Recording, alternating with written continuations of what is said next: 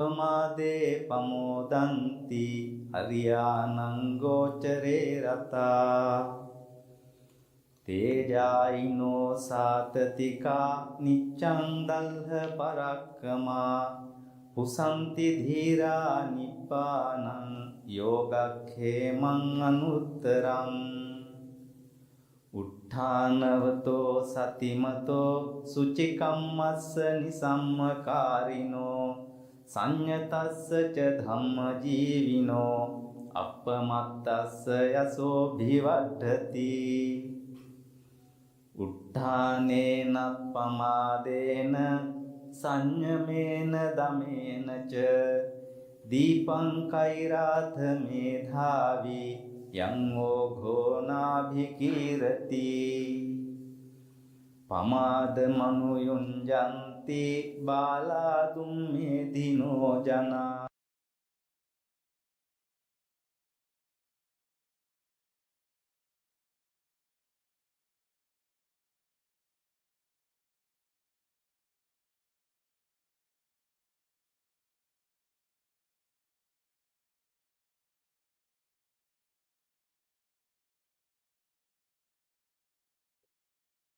Theravada Saranai, welcome everyone.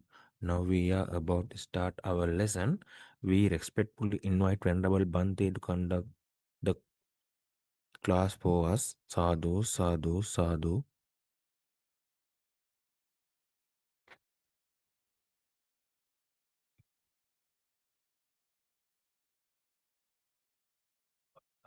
Arahato samma sambuddhassa namo tassa bhagavato arahato samma sambuddhassa namo tassa bhagavato arahato samma sambuddhassa.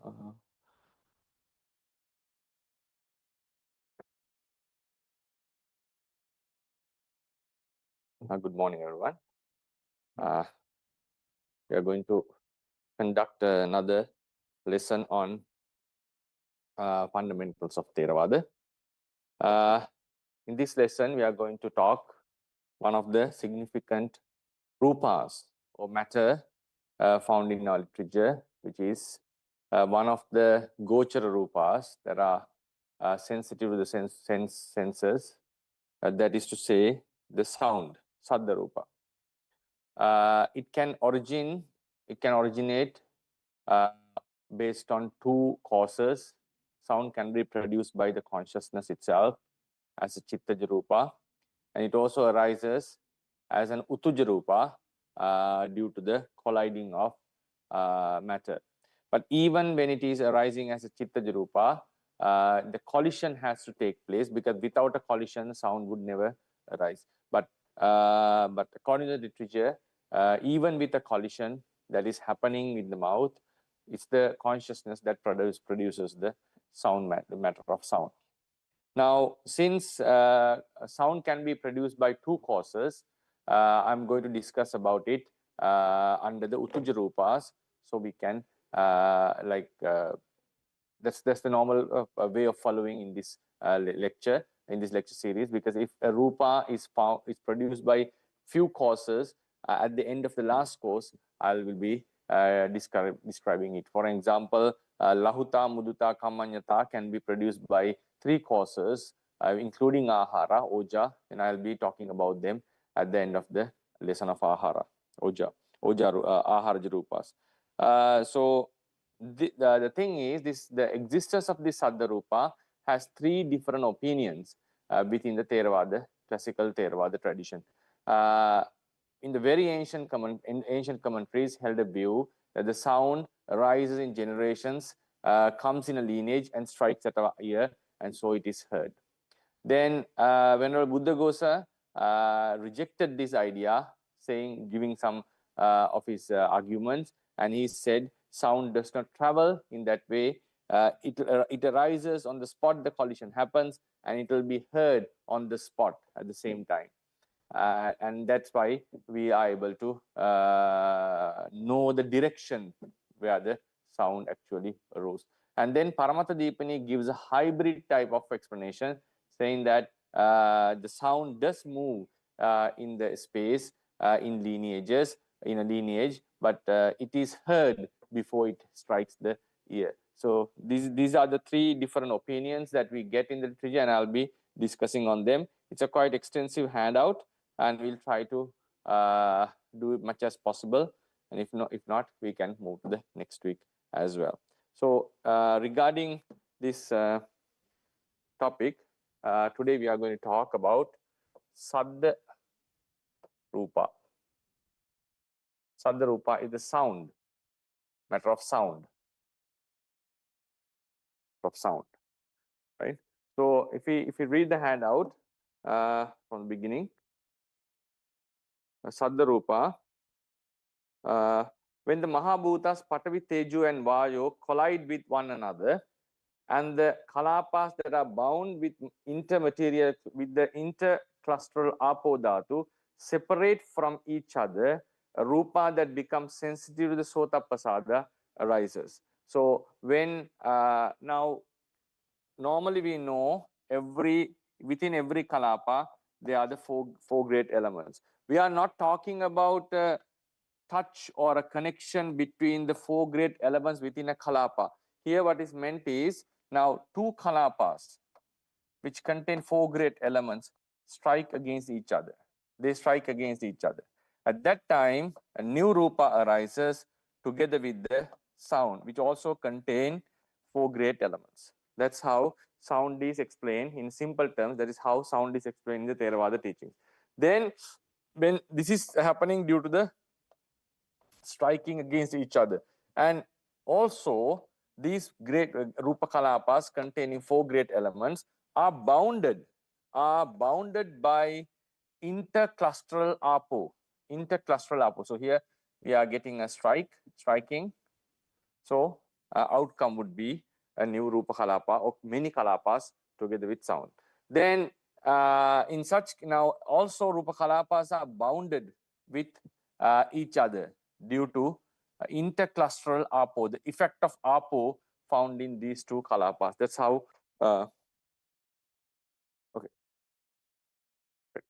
that's how it has to be explained. We discussed about these things in previous lectures, a few years back actually. Now, when these two kalapas are separated, they are taken apart from each other due to this bondage. What happens when they are separated? A new rupa would arise together with sound. That also, or every kalapa contains four great elements. There's no argument in it within Theravada, and it also contains sound, which is sensitive to the ear. Now, this is the basic explanation about rupa within Theravada. When two kalapas strike at each other, against each other, or when two kalapas that are bounded by interclusteral apo are separated, then the sound rupas arise. When the Mahabhutas, that is to say Patavi, Teju and Vayu, why do we exclude apo here? Because when the two kalapas are striking against each other, the apo dhatu doesn't come into contact, because apo is a force that is inward force, because apo is holding the other three great elements to be in one place. The one function of apo is called sampindeti.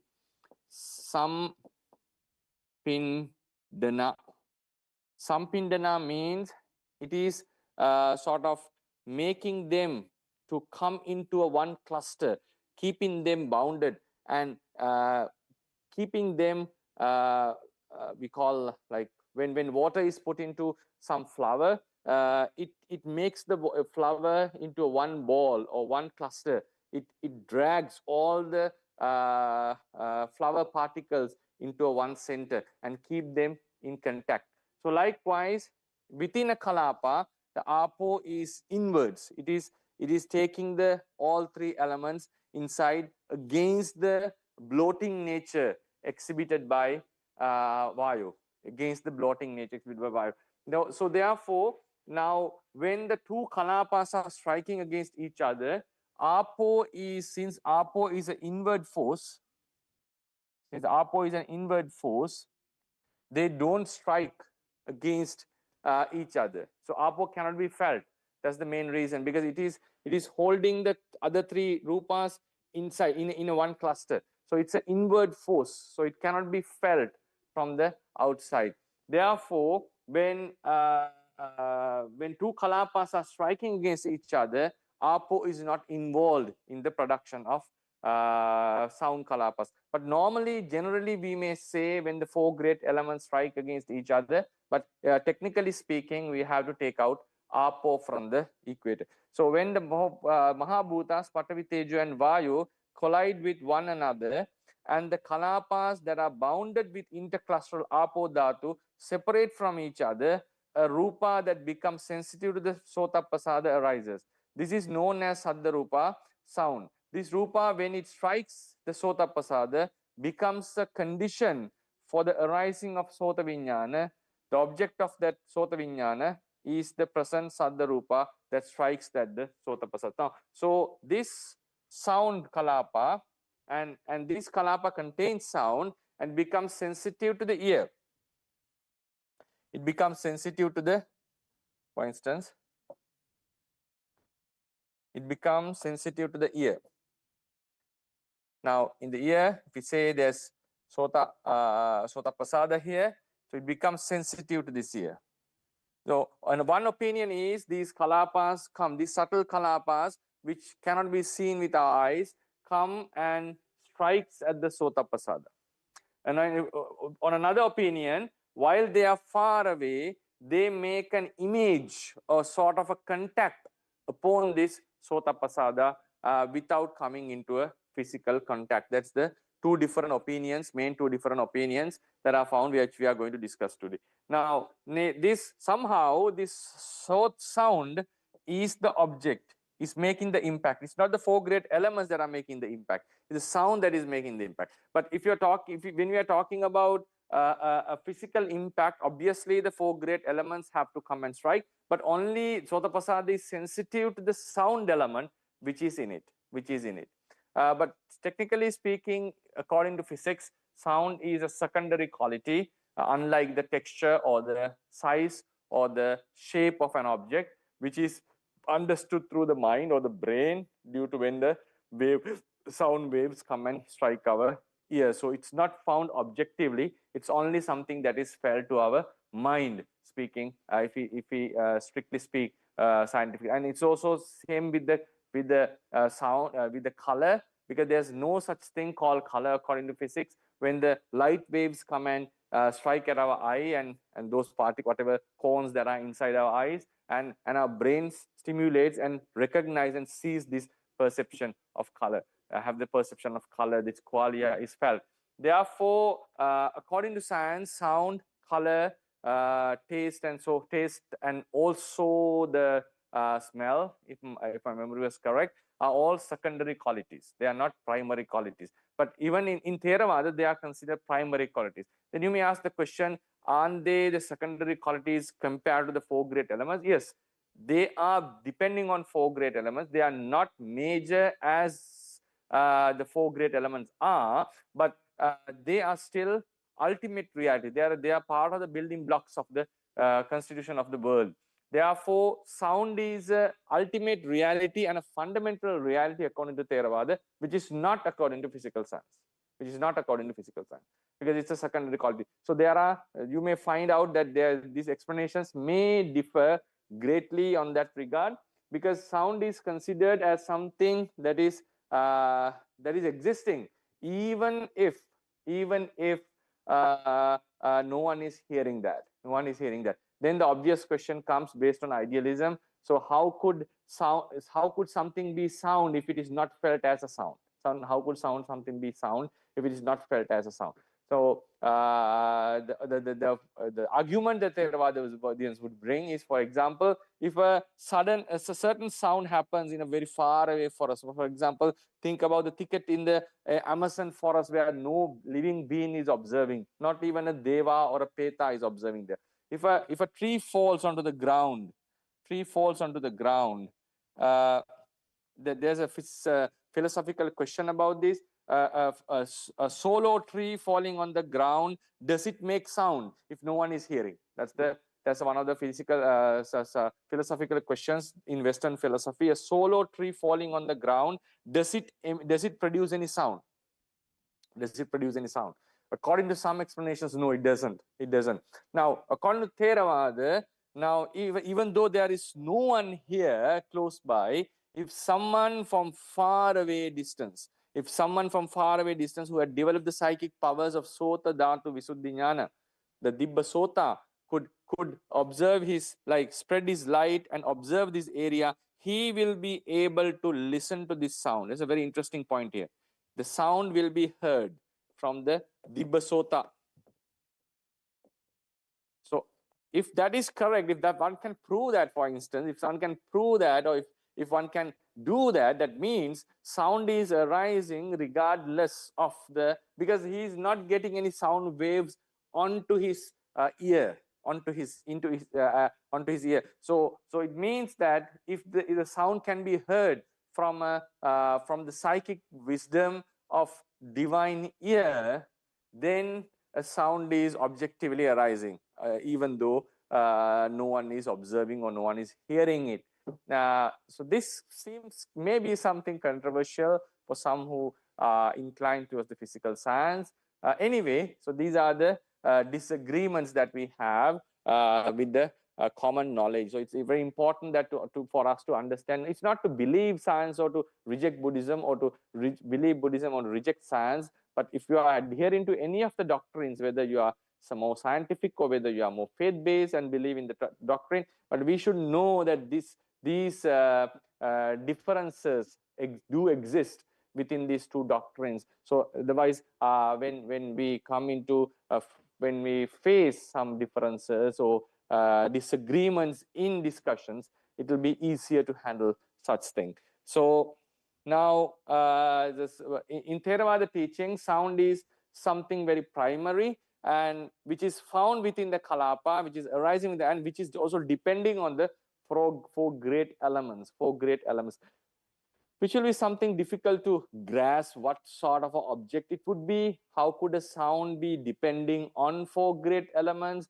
while it is over there, and could it be a sound without being heard? So this is another very interesting topic to discuss, but I'll not be going into that, the philosophical argument, the analysis on that. So this is known as a sound Rūpa, and it strikes and it causes. Now, sometimes, according to some opinion, these sound Rūpas do travel in the air. Not the same Rūpa is, same Kalapa is traveling. New Kalapas are germinating based on different new collisions that are taking place, and then it strikes at the ear, and that sound which is in the Kalapa becomes sensitive to the ear, and the ear consciousness arises. For based on another opinion, this sound Rūpa is causing an image like the color. Now, color which is far away causes a certain image to appear on our eye, and the light facilitates this thing. Now, according to science, there's nothing called color. It's just light waves coming and striking at our eyes. So we see color we see colorful objects based on that.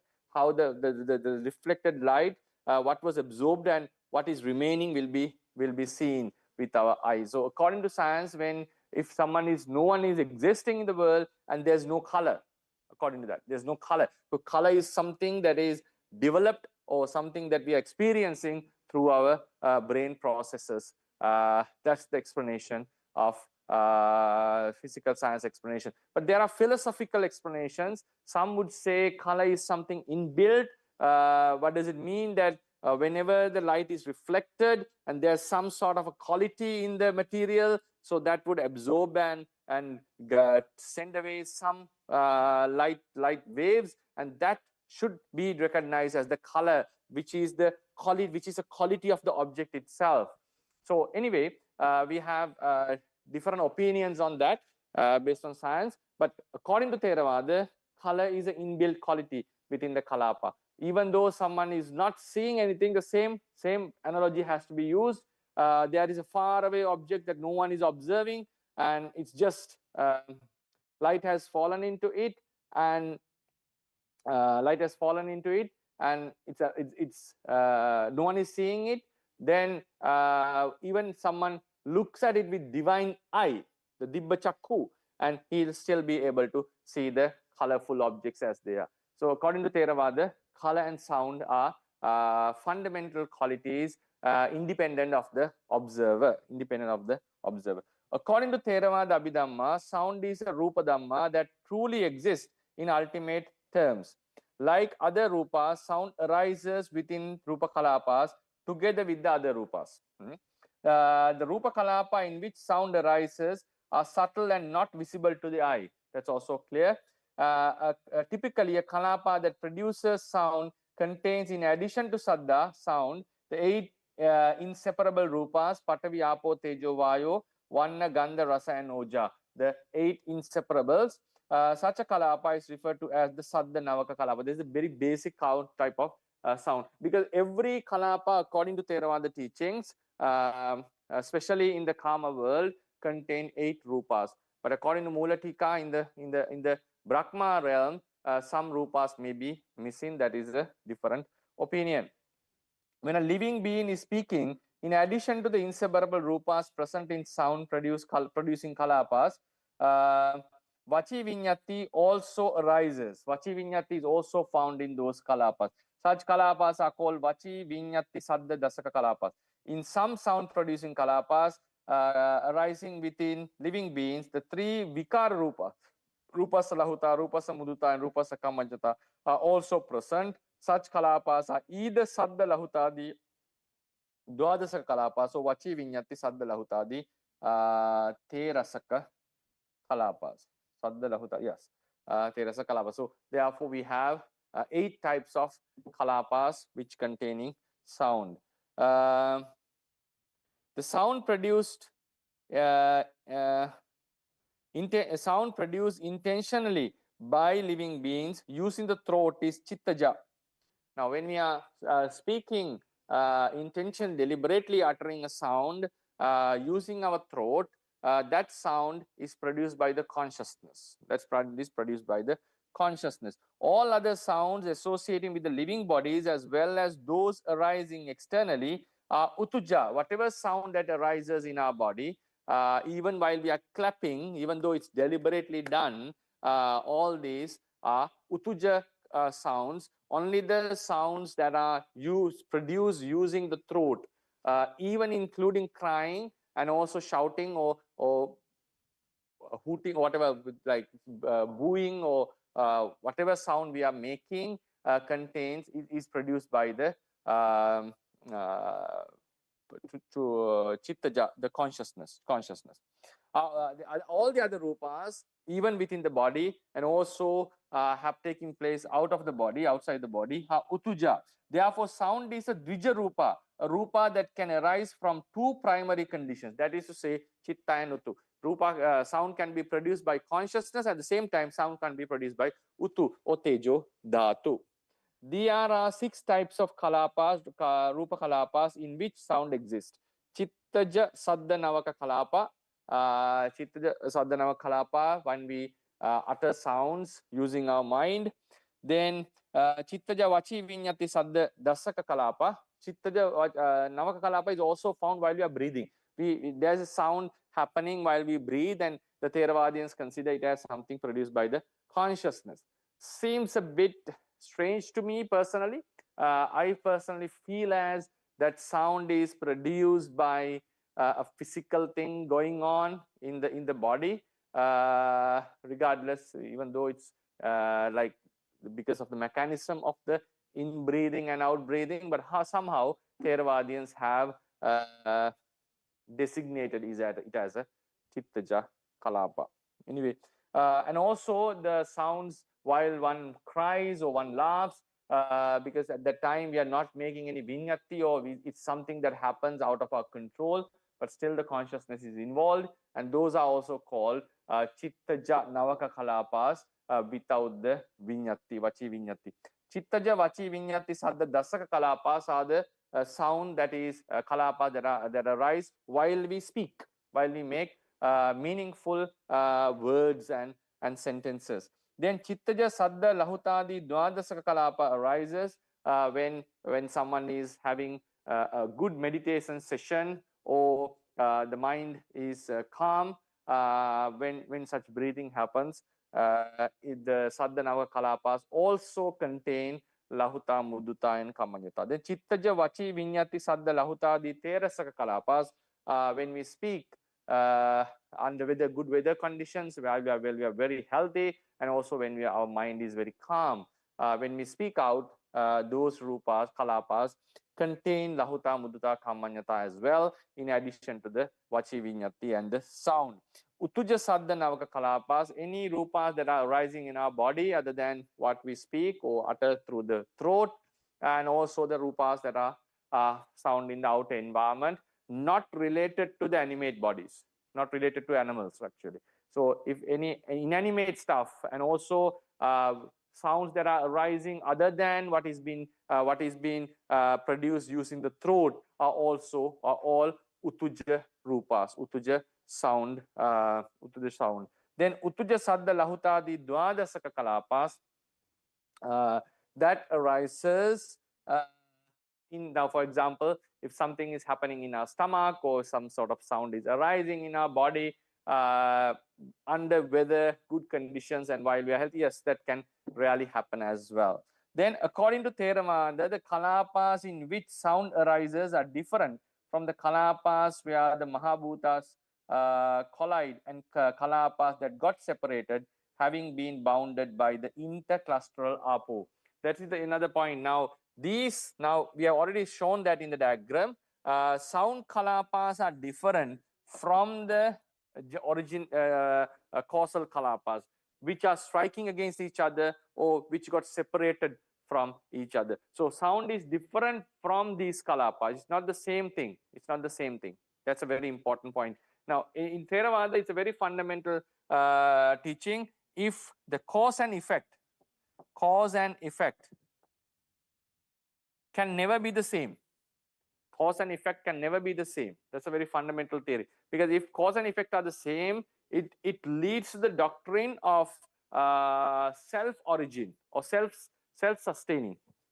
Self-origin or self-sustaining, which is against the non-self viewpoint.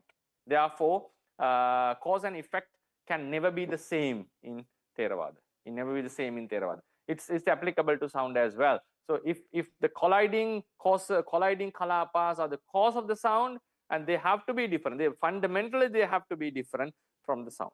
They have to be different from the sound. I think it's logical in science also, because the sound waves are different from the origin of the sound waves. Then that got separated. It should be understood that sound arises in new formed kalapas due to the collision and separation of kalapas. That's understandable, and it's very clear with what we have drawn in the board. Then the nature of the Mahabhutas. Just beg you pardon, 1 minute. Your call. Okay. The nature of Mahabhutas in the kalapas that collide and separate determines the type of the sound produced. Thus, sounds vary depending on the specific nature of the Mahabhutas involved. Now, the nature of this sound, now if that's also understandable, when two metals strike at each other, a certain sound arises. But if two wooden sticks are struck at each other, a different strike, a wooden sound means like a different sound would arise. If we are striking at a drum, a completely different sound would arise. If you are making a digital impact or whatever, then a different sound will arise. So in the way the causal kalapas, the nature of the causal kalapas determine the nature of the sound. And also the same thing happens when we are separating or toning a paper. A different sound arises. If you are breaking a stick, a different sound arises. If you are breaking a plastic, a different sound arises. So the nature of the kalapas that are involved in the production of sound determines the nature of the sound. Then we move into a very interesting topic. Theravada views on on the impact of sound on the ear sensitivity. Now there are a few opinions about, now mainly two factors have to be considered here, which is something understandable by any living person, sensible person. Within the Theravada tradition, there are three views regarding how sound comes into contact with the Sota Pasada. These views are based primarily on two observed phenomena. What are they? That there's a notable time delay between the generation of a distant sound and the moment it is heard by a being. Now, that's also something that we observe and we learn in our schools when we study science. When someone is, for instance, using an axe, hitting at or breaking a log, yes, we see this thing happening from far away. The axe strikes, and the sound has to arise, but we see the observer who is here sees the sound, sees the object, for example, at 1 second, but he's hearing the sound maybe at the 4th second, for instance. So there can be a delay of 3 seconds depending on the distance, whatever it is, right? So depending on the distance, there can be delay of 3 seconds or few seconds.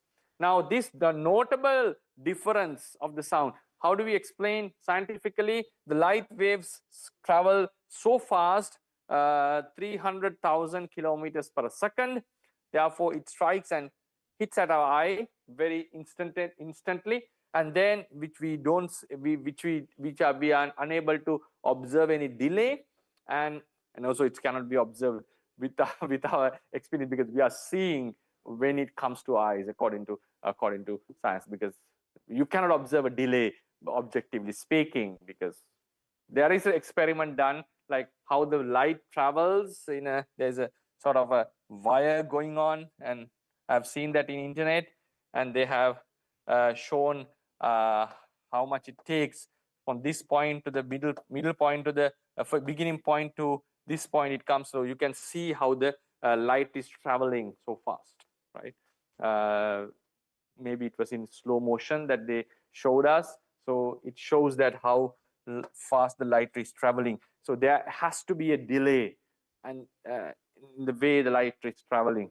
Anyway, but it cannot be observed with our eyes, because there's the same thing happening with stars. According to science, we are seeing a light that has traveled for millions of years, maybe billions of years, but still we see it at the present moment, and we are unable to distinguish and conclude that it has they say we are seeing something which took place 100 million years ago, and we cannot distinguish or to confirm that unless that someone goes there and sees. And scientifically, it's considered something which has been proven, or something which is very fundamental, but with naked eyes or with our own experience, we'll never be able to show such a delay, because we see it when it comes to our eyes. So we'll never be able to observe a delay, even if there is a delay in the traveling of light. It's impossible. Now whatever. Now the visible, observable phenomena is, we are seeing the incident happening. We see how the incident happens, how the log is being struck or being cut, and at the same and then the sound is heard a few seconds later. But if the observer is close by, if the observer is here, and for example, he may see and he may hear the sound simultaneously at the same time. There has to be a micro delay, but it won't be felt actually. Now, normally he's seeing the thing and hearing the thing at the same time. But the person who is far away, he hears it 4 seconds later.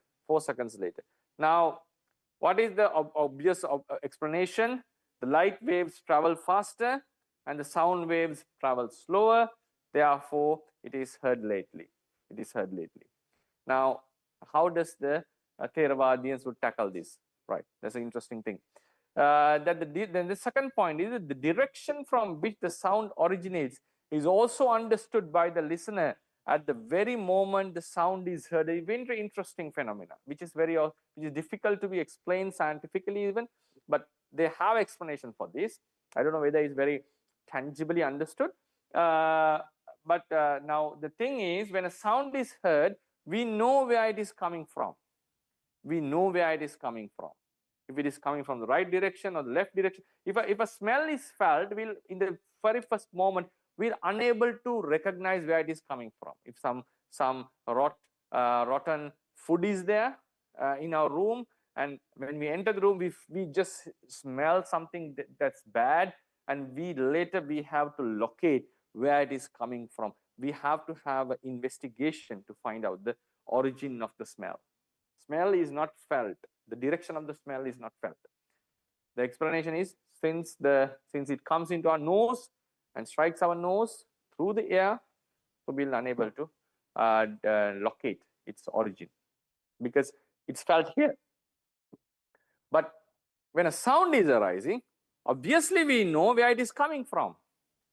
Now, if an alarm strikes and we exactly looks at the direction and knows, okay, there is something there in this area. We are not looking on the other side. We seldom get into such confusions, like looking something completely a different direction from the origin of the sound. Now, what is the explanation, argument? Now, how does science explain this? Because we are using 2 ears, therefore, based on, I don't know the exact mechanism here, but since we are using 2 ears to listen to the sound, and based on something going on, and we'll be able to understand the direction. Because scientifically, the sound waves have to come and strike at our ears. So if they're coming and striking at our ear, how could it be possible that we understand the direction of the sound? Because sound is heard here. It's not hearing from somewhere, right? So another one Theravada opinion is, then sound is heard before it reaches the ear.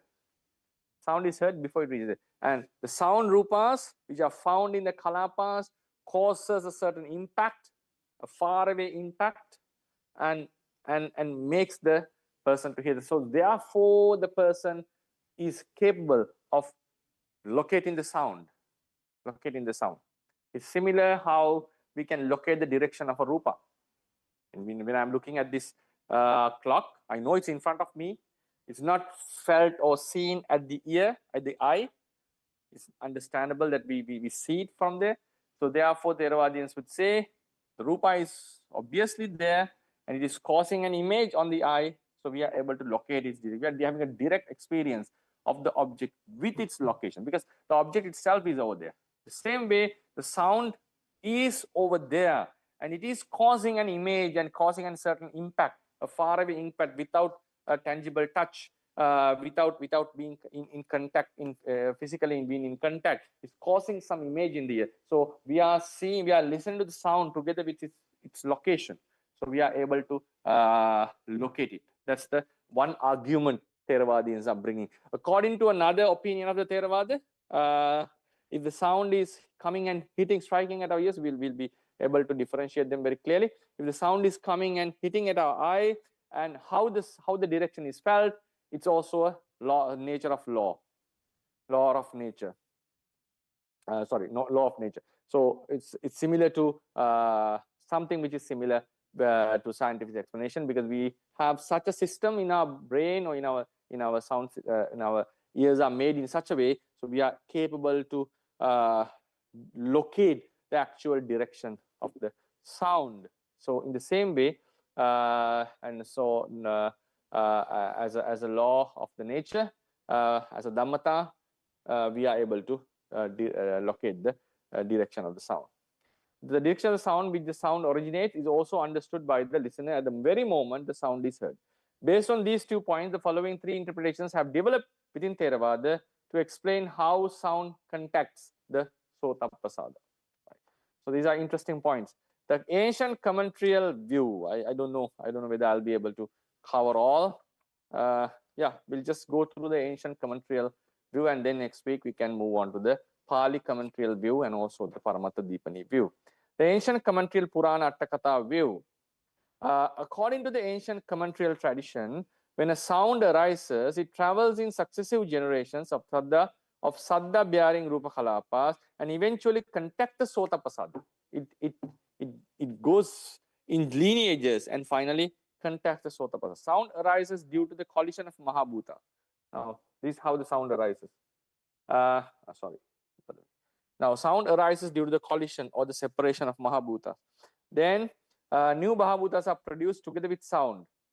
Sound arises due to the collision of Mahabhutas. From such collisions, new Mahabhutas are produced together with sound. And these newly arisen Mahabhutas again collide, generating further sound. So, what the Maha-Atthakatha is saying, the ancient Atthakatha is saying, now these are the Rūpas that are striking against each other with 4 great elements, and they are producing more Kalapas with 4 great elements and sound.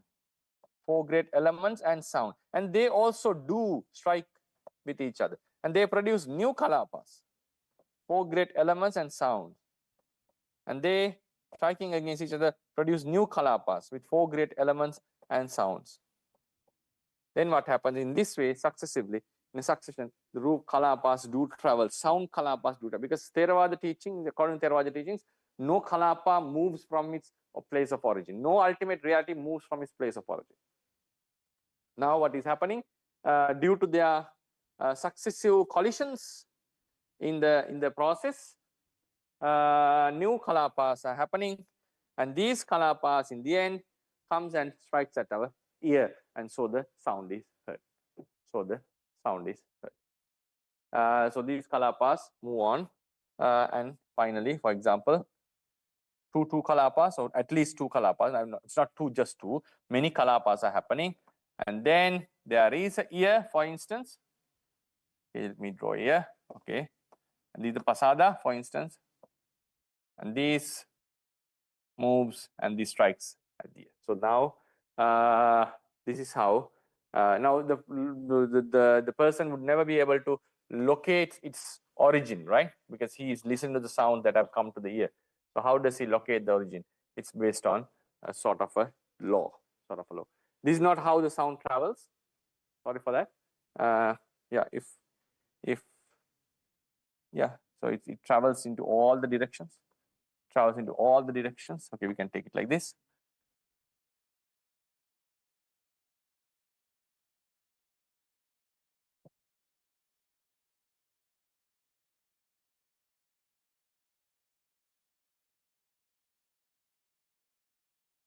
And the yogi, the person listener understands sound came from this direction, not so he understands it came from this direction, not from this direction, right? So that's how it is been. Sorry, he understands, and I beg your pardon, he understands it came from this direction, not because of anything else, because his 2 years, there's a law of nature which enables him to understand the direction of the sound, right?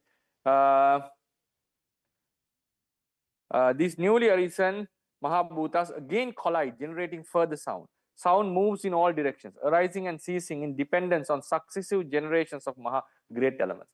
So arising and passing, every Rūpa arise and pass away, and they do collide with each other. And then that's how the sound travels successively in the air, and then it's been heard.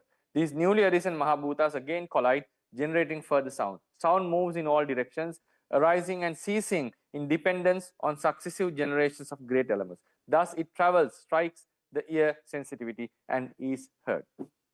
One of the main reasons behind the emergence of this idea is the observation that when someone strikes a tree with an axe, a person standing at a distance sees the person, the axe, and the tree simultaneously, yet hears the sound only after a delay. Atthakatha explains this time delay as the time taken for successive sound kalapas to travel and reach the sota pasada in generation, which is very similar to what the science says. Now, it takes time for the Rūpa to travel and strikes at the ear. Furthermore, when a person recites a sutta or a Dhamma passage inside a cave, the voice does not directly reach someone top of the cave through the rock walls. Now example is given of a rock cave because the rocks are thick. To take this as the cave, and someone is reciting Dhamma, and they do not go through these rocks. They are so hard. So what happens? They go through some passages, some openings that are found in the in the cave. Now, if there's a passage here, for example, a window, whatever, and the sound travels to there, and then it goes to every direction, and then it is heard from the person who is standing here. Then he hears as the sound is coming from this direction. He hears as the sound is coming from this direction, not from here, not under the roof, right? So furthermore, when a person recites the Sutta or Dhamma passage inside the cave, the voice is not directly heard, directly reach, the voice does not directly reach someone top of the cave through the rock walls. However, the sound travels through the openings like the cave entrance or windows, and only then reaches the Sotaprasada of the those outside. As a result, the listener stands above the cave, knows that person is reciting, and he will not be able to know where it is coming from, but he knows that someone is reciting. The Mahatthakatha doesn't say about the direction here, but the person knows that it's this listening. So what point is, Mahatthakatha's point is, it doesn't go through these walls, it travels through here. So it's not that the person, it's not that the sound is just here and it is heard through the rock. So it has to travel, it has to go through the space and then reaches the listener. When the sound thus reaches the strikes the ear, the sound thus reaches and strikes the ear, how does the listener become aware of the direction from which the sound came? The answer given in the ancient Attakathas is it occurs in accordance with the natural law. So Dhammata. It doesn't explain any further. Therefore, when the sound comes and strikes at the ear, it's obvious question that arises. How could you know the sound? How could you know the direction of the sound if it is heard at the ear, if it had reached the ear already? According to the modern science, sound travels in waves and reaches the eardrum, where hearing takes place. Additionally, modern science holds that directionality of sound is detected with the aid of both ears.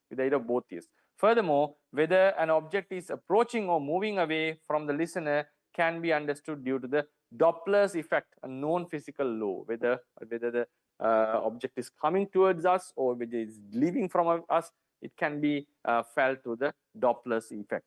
The classical Atthakatha explanation, the ancient Atthakatha explanation, that sound travels in waves, contacts the ear sensitivity, and the direction is understood simultaneously through a natural law, is in close agreement with the modern science and scientific understanding. So because it says it comes and strikes at the ear and is felt as a dhammata, is a law, natural law. So that's how the science says it's done with the both ears. So the Atthakatha is attributed to a law of nature. Summary of the ancient commentarial view: after sound is generated, it reaches the Sotaprasada through successive generation of great elements. That's understood and we explained it already. When someone at a distance produces sound, their form is seen first and the sound is heard after a short delay, which is an observable phenomena. When a sound strikes at the Sotaprasada, its distance, whether near or far, and direction are known by way of a natural law. Then the Venerable Buddhaghosa strongly refutes this idea and says that this should not be taken as correct, and he refuses the opinion of the Mahatthakatha and gives his own opinion about the traveling of how the sound is heard, which will be a long discussion. So I would not rather take this opportunity to initiate that discussion because it goes a few pages, and we are 2-3 pages actually. It goes 3-4 pages maybe. So we have to have a detailed, lengthy discussion on that. So take this as an initial start for the sound. We explain what is sound. Sound is produced due to collisions and also the separations of kalapas. And then a sound is something found within the kalapa itself and is a fundamental element according to Theravada teachings. And according to the ancient Theravada commentarial view, sound travels in successive generations and successive collisions take place due to the Mahabhutas that originated from this process, and when they come and hit at the ear, and sound is felt to the ear pasada, so then it becomes sensitive and it's heard, and the direction of the sound is known as a law of nature. And this idea is solely mainly based upon the clear observation that we have that sound takes time. The Rūpa is seen and the sound is heard. Rūpa is seen at the same time or quickly, and the sound is heard much later. So this gives to the idea that sound is traveling in successions to the ear sensitivity. So that would be the lesson. I hope you enjoyed it. And next week we are going to talk about these 3 different opinions and have a comparison of them. Yes.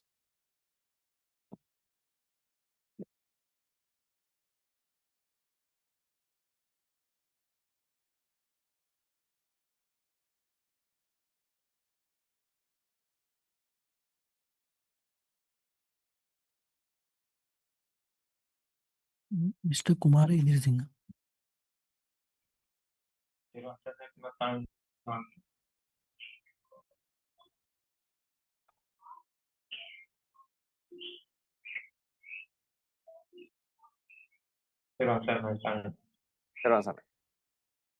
Yeah, just a question for that when hearing a sound, it is very critical to have that, able to listen, which is so important since the sutta is one of the key points for us to, reach the ultimate.